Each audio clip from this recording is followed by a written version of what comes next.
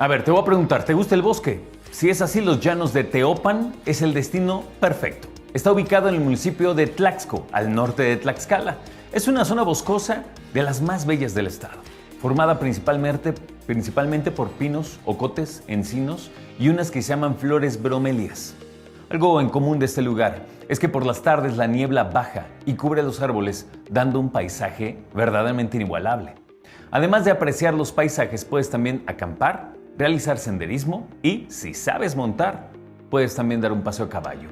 Visitar los llanos de Teopan es la opción perfecta para tener un día de campo, convivir con tus amigos o con tu pareja.